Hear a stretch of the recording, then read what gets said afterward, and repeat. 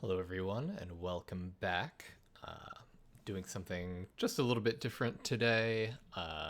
This is mostly just going to be me talking, so rather than having myself on video and you having to look at my face, and rather than pulling up lists and pulling up pictures and things, since it's just me talking, I just put up this picture of this lovely, I hope, Croxagore that I have been working on for a painting competition as the background of this game, or of this video rather.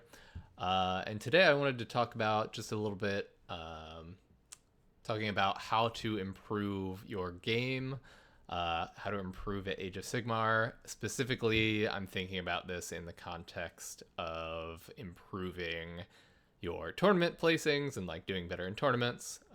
But this is all applicable just as much to just playing games in the basement with your friends or wherever. So it's something I've been thinking about a lot recently, and over the last year or two. And I've also seen a couple of people on like Discord and things ask recently.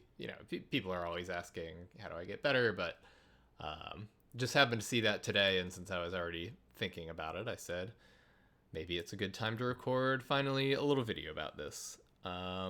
So I have like a couple tips and thoughts and things that I wanted to go over. I wrote a couple things down. I want to be slightly organized here. So I have three main bullet points, and I actually think one of them will be a separate video, which is building better lists and having a decent list. But the thoughts I'll say about this now, I think Age of Sigmar is actually very well balanced right now. There are certainly things that are stronger than other things. But it really feels like the game is at a point, and honestly, for the most part, has been for a while, where it is balanced enough that there is plenty of room for skill expression to be the deciding factor in who is winning games. And this, just looking at tournament results, like this makes a lot of sense, right? Like you see a lot of the same people at the top very often who are very good at the game. And if the game was just totally imbalanced and random, imbalanced or random, I guess I should say. Like if it was just totally random and depends on who rolls better dice, you would see different people all the time, right? There would be no tournament to tournament correlation of who's winning. And also, if it was super imbalanced, you would be seeing the same armies at the top all the time. But we have seen all sorts of different armies winning things. Obviously, the win rates are not the same for every army. I'm not saying everything's perfectly balanced, but like going into Everwinter, like nobody expected that Fire Slayers and Slanesh and the other armies that were kind of all at the top, like I certainly wouldn't have guessed going in that like those were going to be the top armies that were going to be winning everything, right? So it really feels like it's in a place where any faction, for the most part, can do fairly well, can win some games. You're not necessarily going to win a tournament with any army. Like there are some that are on the weaker end of the spectrum where like you're not going to go 5-0, but like over a 5-game tournament, I would say it pretty much feels like any faction could probably go 3-2 at a tournament in the hands of the right player. And part of that is like, if you lose a game or two, then you're going to be facing other people who've lost a game or two, and a strong enough player, even with a weak army, like can probably beat a weaker player with a stronger army. I hope that makes sense. So if you're going 0-5 at a tournament, or 1-4 at a tournament, or even 2-3 at a tournament, and I will say right out, I have gone 1-4 at plenty of tournaments. I have gone 2-3 at plenty of tournaments. I'm not somebody who's always going like 4-1 and aiming for 5-0. I would say I'm, an honest assessment. I'm probably like a 3-2 player who is like aiming for 4-1 and like really would be stoked if I ever went 5-0, right? Like it's totally possible I could go 5-0, but it's not very likely. I don't want to say it's impossible, but like, I'm not quite at that top tier of people. I'm kind of in the middle range, maybe a little the good side of the middle range. Um, so the point of all that is if you're losing more than you want to be, there are absolutely things that you can be doing to improve. And I would also say that even the top players are not playing perfect Warhammer right now. Like, even the people at the very top, even the people going 5-0 and consistently winning tournaments, are not playing perfect Warhammer.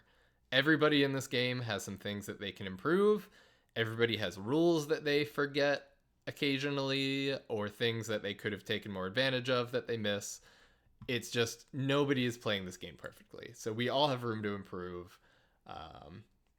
Like, you are not alone. If you're like, oh man, I'm bad and there's things I can improve on, you are absolutely not alone in that.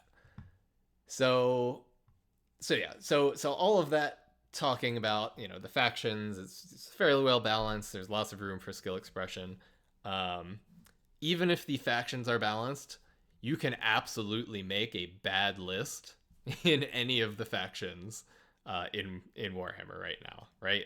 Like, even if Nighthaunt is at the top of the whatever, or even if I don't know who's even strong right now. Whatever. Slaves to Darkness. Like, you can absolutely make a Slaves to Darkness list that is bad, and you will struggle to win games, right? So there are certain things you need to think about in list building that I'm not going to go super into detail right now, because I think it does deserve its own video. But in general, this is going to feed into the other things I'm going to talk about. In list building, I like to think about what are the roles that my units are fulfilling in my army list, and how I'm going to deal with some of the common things that I'm going to see in other people's armies, right? So like, you kind of, when you're building a list, you kind of need to have a plan. How are you going to be able to handle an Alpha Strike army that hits really hard? How are you going to be able to handle a heavy shooting army? How are you going to be able to handle an army that has high armor and is very tanky in that way? Or maybe an army that has low armor. This is a little less common right now because it's not as good, but lower armor and just lots of wounds. And, how are you going to maybe, let's see, what's another category? How are you going to handle an army that's like high mobility or something, right? So kind of the different archetypes of armies. And you don't have to, no army is probably going to be amazing at handling any of these. So if you can take that list of like 4 or 5 different archetypes and be like, I have a plan to handle 3 or 4 of them, and I think I can do pretty well, like you're sitting pretty solid.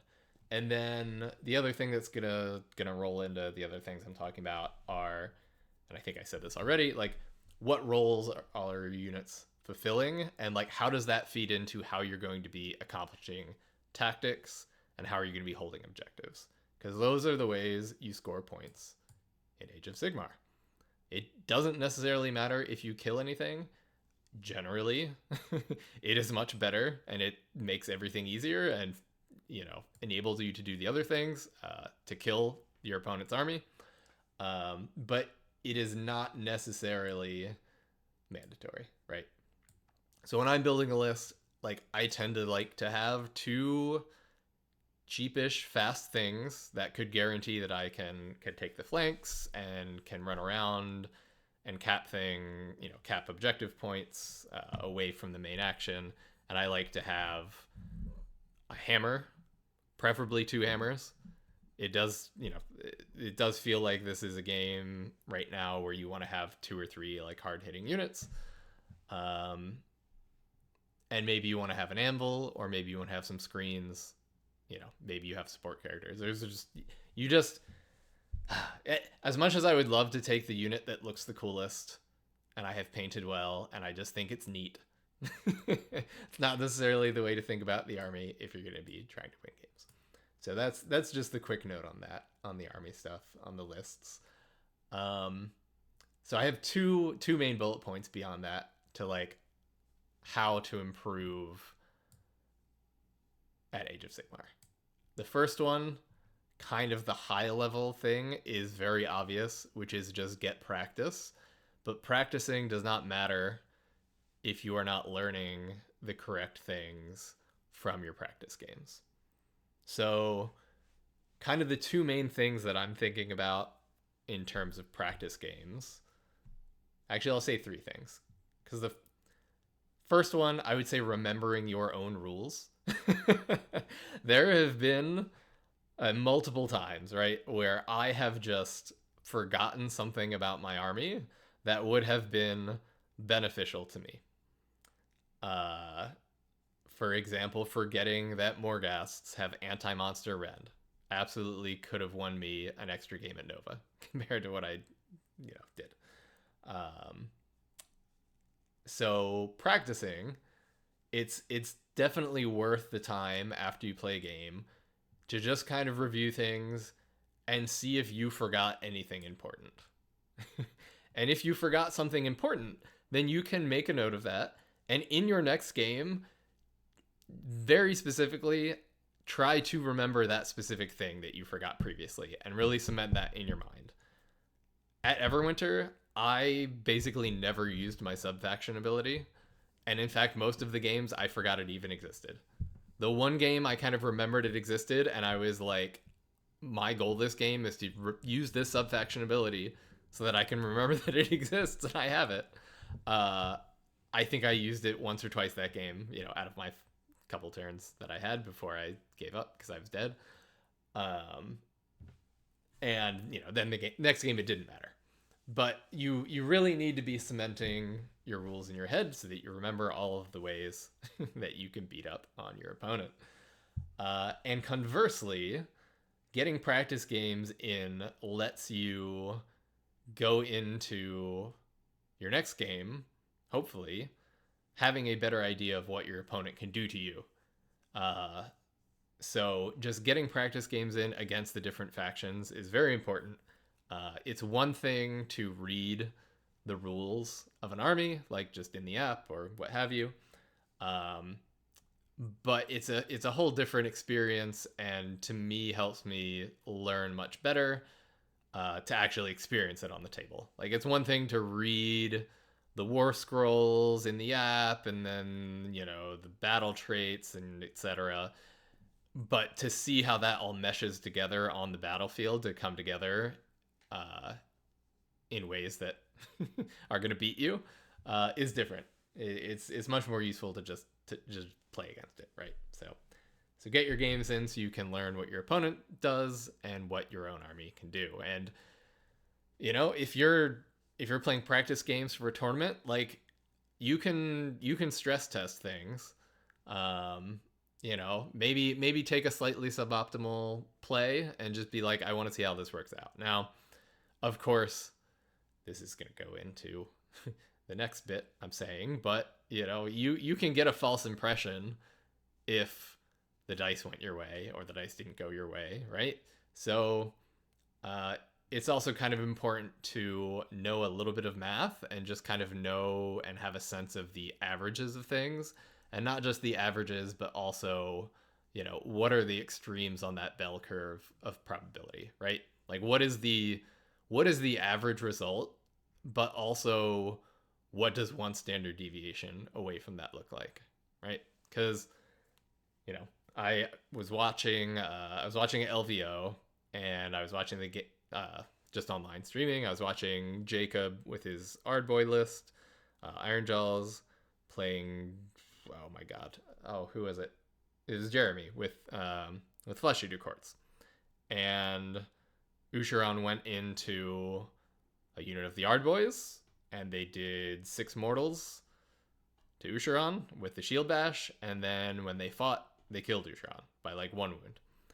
And one of the things Jeremy said and was absolutely true was like, oh, yeah, man, like I failed all of those ward saves. And it was true. He failed like, I think he made 2 out of 19 5-up ward saves, right? And he needed to make 3 or 4 to live, which is absolutely near average. But then, I was kind of curious. I was like, how much of a swing was that? Because, just looking at those ward saves, you're not necessarily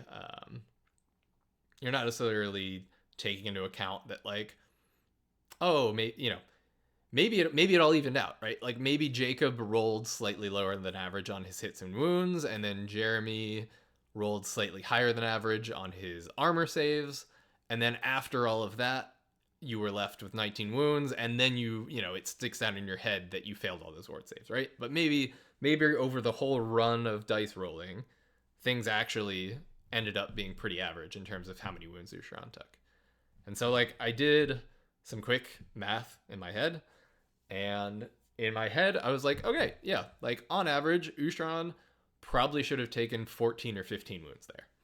But Usharan only has 16 wounds, right?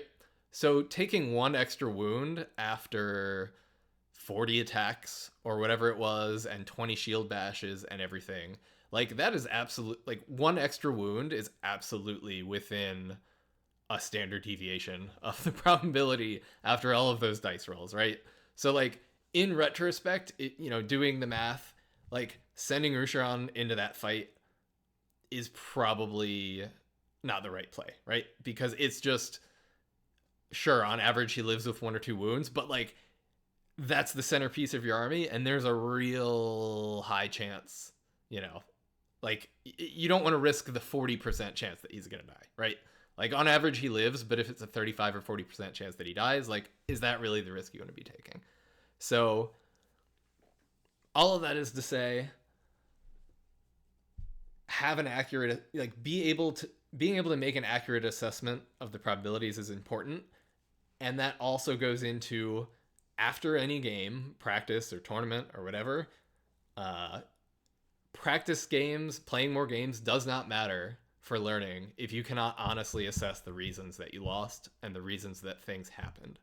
So if you are trying to get better, don't blame the dice. Like, there's always things that you could have done to do better. And,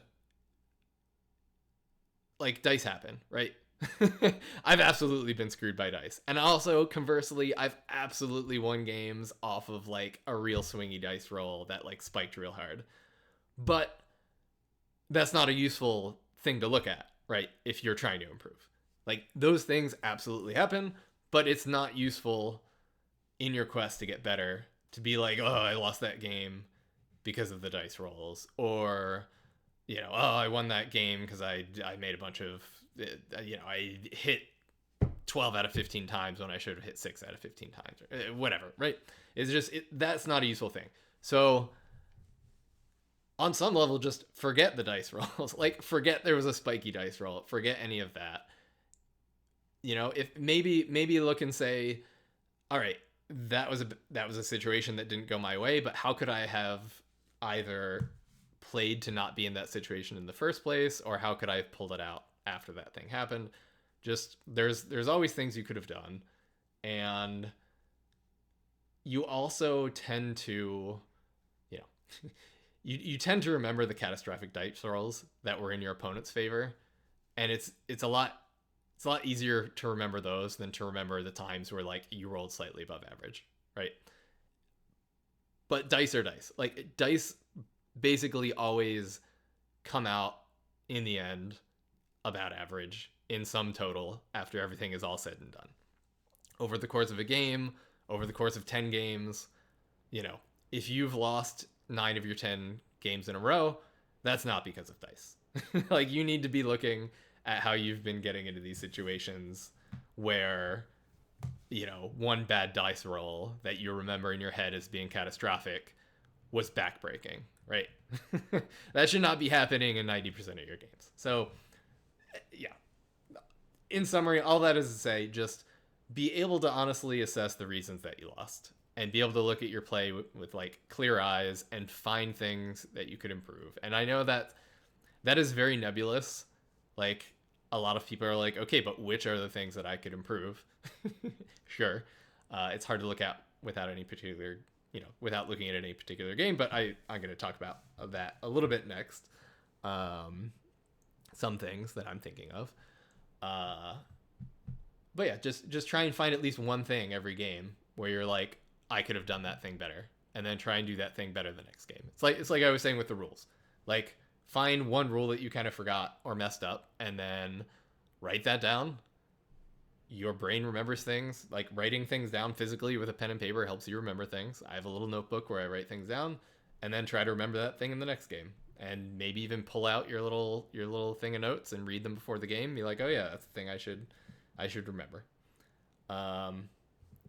That feeds nicely, I think, into my next point, which is that, and I think this is not a fully original thought. I think that Stuart McGowan, Iron Gutsman, he's absolutely talked about this before, if I'm remembering right, which is like cognitive load and taking as much of that load off as possible.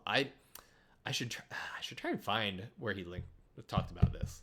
I'm going to talk a little bit about specifics, but like, I think he talked a little bit about like how your short-term memory versus long-term memory works, and like you want things to be in your long-term memory. Again, he talked about this in better detail and more knowledge than I'm just blathering about here. But the moral of the story is,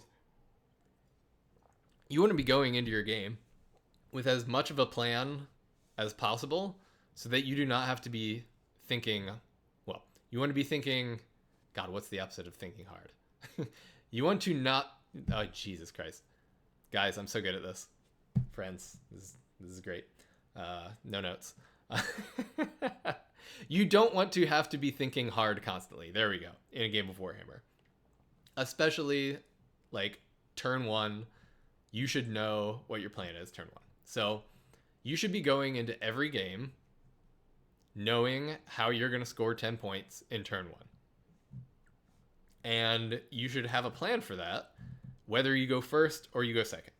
So for example, I might, let's see, with like my OBR, and also kind of the same plan with my OBR and my Slaves to Darkness, in my head, if I go first with the OBR, I am seizing the center, probably. And if I go second, then my opponent has probably moved up, and I'm probably doing Do Not Waver, because my army is pretty tanky. I know I have 2 heavy-hitting units that I can send in, and they're not going to die. So I'm doing Do Not Waver, and then maybe in that case, I'm saving Seize the Center for later, when I have hopefully killed enough of the opponent's army that they're not near the center anymore, and they can't contest it. Now, maybe you're not playing a tanky army where you can just send 2 units into the center and rely on not dying, right? Maybe you're playing an army where if you go into the center, your opponent's just going to murder half your army the next turn because half your army is sitting in the center and you can't take the punch from the things they have. So in that case, maybe you're going into the game saying, all right, my plan for turn one is to send 2 of my little fast, shitty units off to the flanks, and I'm taking the flanks. And I'm playing cagier in the center, and I'm trying to, like, toe a couple points, but still be out of range of getting murdered. So whatever your army's playstyle is going to dictate what your plan's going to be. But you should absolutely not be standing there, turn one of the game with the armies on the table, thinking through your turn one tactic and going, what am I going to do? First of all, it wastes time. We've got 3-hour rounds, right? Like, it seems like a lot, but people absolutely run out. So it's way better to know your plan turn one and just go right into it and be like, all right, turn one took 10 minutes because I knew exactly what I was going to do. And if you're going first, you might not even have to be rolling any dice, right? Like, if you're not going in turn one with an alpha strike at top of 1 when you've got top of the turn, it's going to be a very fast turn. And yeah, and then if you go second, your plan's probably different. So you want to have a plan based on your opponent's army.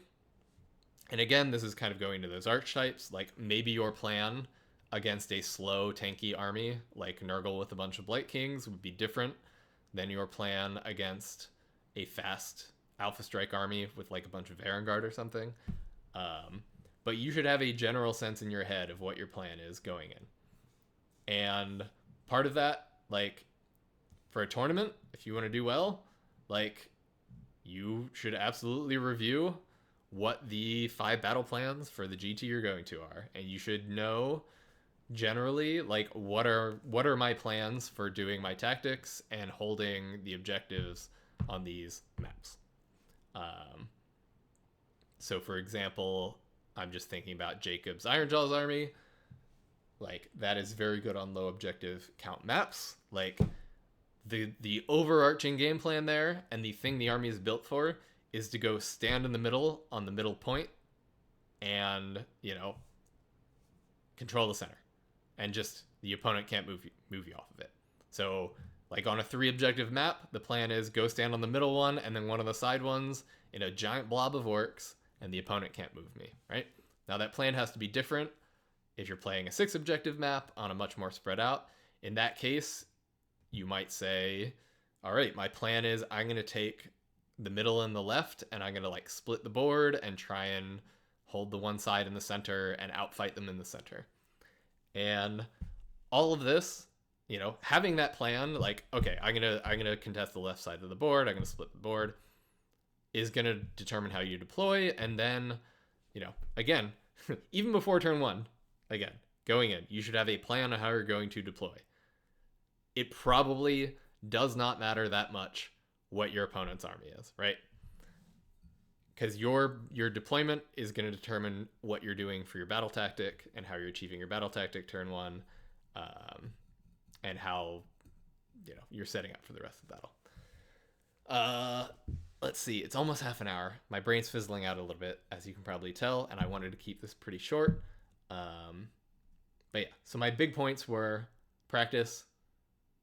Part of practicing is just knowing what can come at you and what your army can do and testing those limits. And then practicing also feeds into just having your plan before you go into the game. Especially in a GT where you're playing 5 or more games, mental fatigue sets in, and just kind of having an autopilot plan for at least the first turn or 2 of a game is super, super useful. So, man, I don't know if any of this was insightful. At the end of this, I'm sitting and going, wow, did I say anything useful? I don't know. Hopefully you found it a little useful.